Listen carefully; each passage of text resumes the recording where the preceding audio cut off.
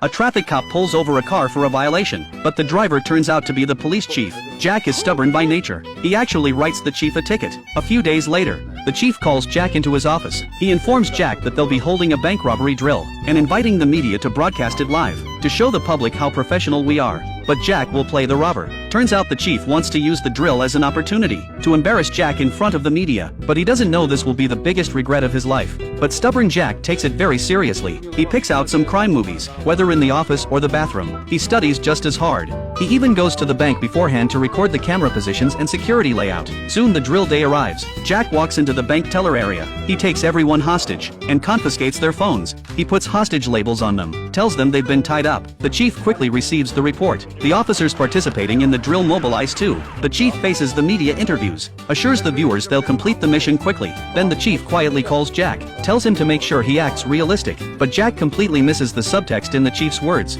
He thinks to himself he must be the perfect robber, so he locks the bank doors, pulls down the blinds, and blocks the cameras, so the police can't see anything inside. The chief instantly panics. He quickly calls Jack, says the drill doesn't need to be this serious. But Jack says a professional robber would do this when surrounded, to make the acting more realistic. He won't answer the chief's calls anymore. At this point one hostage gets angry. She scolds Jack for taking the drill too far, so Jack does what a robber should do.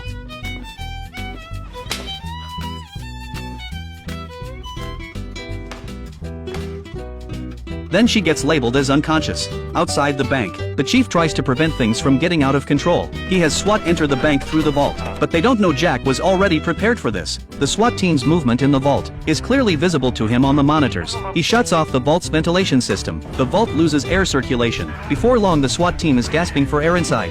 At the last moment Jack opens the vault door. The SWAT team rushes out gulping for air. Then they get labeled as deceased. They remain at a standstill until dark. The police have no way to rescue the hostages. What started as news covered by small media outlets has now become a national headline. The hostages in the bank haven't eaten all day. The hostage who was labeled unconscious earlier acts up again, yelling at Jack. Jack gets angry. He pushes the woman to a corner, then starts doing push-ups. Everyone's confused about what Jack is doing, until he puts a rape victim label on the hostage. This standoff isn't working. Jack states his conditions for releasing the hostages. I need a bus, and arrange a boat at the harbor. He'll go to the harbor with the hostages. Once Jack gets on the boat he'll release the hostages. If the chief actually lets Jack get on that boat, that means the drill is over. The police have failed. The chief doesn't answer right away, because he has a good plan.